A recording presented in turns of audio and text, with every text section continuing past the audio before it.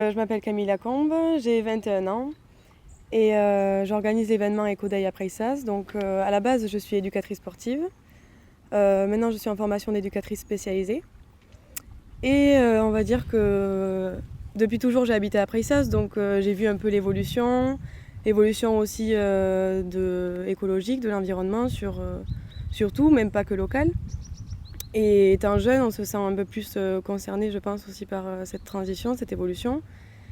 Et j'ai décidé il y a 3 mois de faire un événement donc, qui serait local, qui serait basé à Preissas, qui va se passer dans 2 semaines et qui serait en fait un salon sur les alternatives écologiques d'aujourd'hui, les produits bio, tout ce qui peut permettre d'évoluer et en bien sur l'écologie et sur l'environnement. Donc déjà à un niveau local parce qu'on entend beaucoup d'études, de rapports au niveau mondial.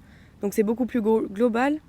Mais pour qu'on s'en rende bien compte au niveau local aussi, de Preissas, qui est un petit village, ce serait bien aussi de faire voilà, des activités, de la sensibilisation beaucoup plus proche de nous, quoi, parce que c'est dans pas longtemps. Je pense qu'il faut faire pas mal de choses aussi aujourd'hui, en étant jeune, toucher un autre public, parce que les jeunes se sentent plus ou moins concernés par ça, et c'est quand même quelque chose d'assez important. Donc voilà, je me suis lancée dans ce projet seule au départ, mais au final, beaucoup de gens se lient un peu à ça. C'est quand même assez fédérateur. Et je pense qu'il y a pas mal aussi de gens qui, pourtant, ne sont pas 100% écolo, qui est aujourd'hui, je pense, un terme un peu péjoratif, qui est vu en tout cas d'un côté assez bizarre, on va dire, par pas mal de gens. Et qui, au final, n'est pas du tout un terme péjoratif. Et je pense que même s'il y a des personnes qui ne sont pas, comme je disais, écolo, vont venir un peu à cet événement pour voir ce qui se passe, pour voir ce qu'il y a chez nous, ce qui pourrait permettre d'évoluer d'un bon côté. Et puis voilà, donc ça va être quand même avec des stands assez divers sur les énergies renouvelables, sur les produits bio, sur l'aquaponie, sur la permaculture, sur plein de choses, quoi. Et voilà, donc ça va être une journée assez intense et puis on verra bien le nombre de personnes qui se sentent concernées et puis juste qui viennent voir même si elles n'ont pas l'ambition de changer les choses, qui viennent au moins découvrir ce qui se passe. Et en parallèle, il y aura des marches de ramassage de déchets, alors de 3, 6 et 9 km, dans Preissas pour celle de 3 km, du côté des routes d'Agen pour celle de 6 km, et du côté des routes de Villeneuve pour celle de 9 km, pour toucher au maximum les grands axes. Et puis voilà, parce que c'est le plus important, je pense, aujourd'hui, les grands axes sont les plus touchés par les déchets, comme on peut le voir plus souvent, même à côté de chez moi, quand je vois des ordinateurs déposés sur le bord de la route. Je pense qu'il y a une déchetterie à Preissas qui est ouverte assez souvent pour les déposer, mais bon, il y a des gens qui préfèrent, qui n'ont pas le temps, on va dire. Donc voilà, il y aura ces marches aussi, donc l'entrée est gratuite pour le salon, les marches aussi sont gratuites, et puis voilà, aussi s'il y a des gens qui veulent proposer des projets, des idées, se connaître un peu plus, créer un réseau, pas forcément pour tout changer d'un coup, parce que changer tout radicalement, je pense que ça fait peur. Et puis même moi, si on me dit oui, il faudrait faire ça, ça, ça maintenant, je pense qu'il faut prendre le temps de changer les choses, pas tout changer d'un coup, c'est sûr. Surtout pour les gens qui ne se sentent pas concernés, changer tout radicalement, c'est pas une bonne solution du tout. Il faut proposer petit à petit, y aller crescendo, quoi. Donc voilà, c'est un premier événement pour moi, une première initiative. Et puis voilà, si ça peut permettre de changer un peu les choses, d'évoluer, de sensibiliser des gens, ça peut toujours être quelque chose de bien. Voilà. Comment vous percevez la situation écologique aujourd'hui avec la disparition de la biodiversité, avec cette situation? Pour la situation d'aujourd'hui, sur la biodiversité, sur tout ce qui concerne l'environnement, c'est sûr qu'on peut le voir d'un côté un peu fataliste, se dire que là, on va droit dans le mur sans voir les solutions qu'il peut y avoir. Mais j'ai plutôt l'esprit et la vision des choses de dire que on peut toujours créer de nouvelles solutions, créer de nouveaux systèmes, euh, prendre les systèmes qu'il y a déjà en cours et puis évoluer, mettre quelque chose d'un peu plus, rajouter quelque chose, quoi, rajouter chacun un petit quelque chose qui va faire que les, au niveau global et même au niveau national, ça va changer. Je pense que si tout le monde mettait quelque chose, faisait juste une initiative chez lui, déjà ça évoluerait énormément parce que beaucoup de gens disent oui mais pour moi si je fais juste ça chez moi, ça va servir à rien. Alors que je pense qu'en fait c'est ça quoi. C'est ça qui va permettre de faire les grandes choses après plus tard. Il n'y a pas que des personnes qui vont créer de grandes choses et qui vont être seules à le faire où ça va compter quoi.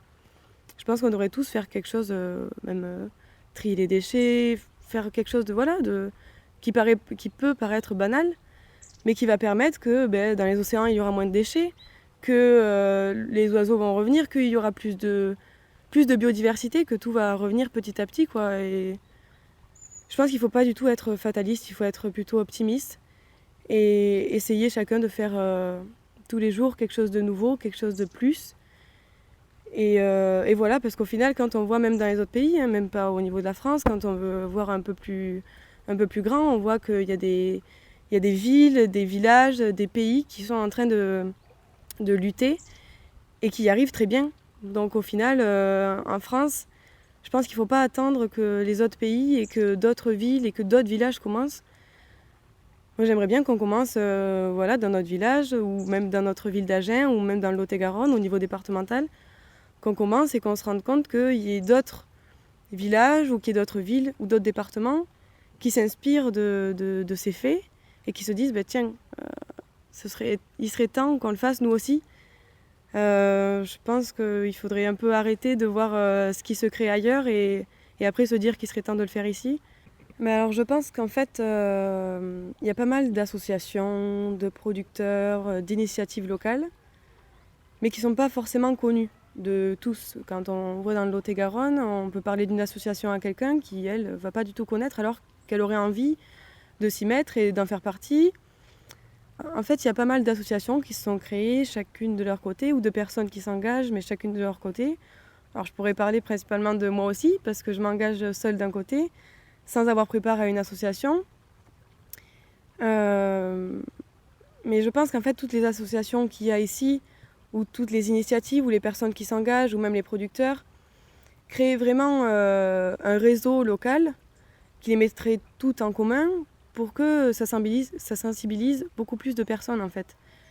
Que quand on a envie d'aller voir une association, qu'un lien autour de cette association, on en découvre d'autres producteurs locaux, d'autres initiatives, d'autres événements, plein d'autres choses qui soient en lien qu'il n'y ait pas quand on veut voir des informations sur une seule association ou sur une seule personne qui s'engage, que les idées propres à ça. Je pense qu'en fait on devrait tout mettre en commun un peu et comme ça au moins si quelqu'un a une idée par exemple de faire un atelier, que d'autres associations relaient l'information.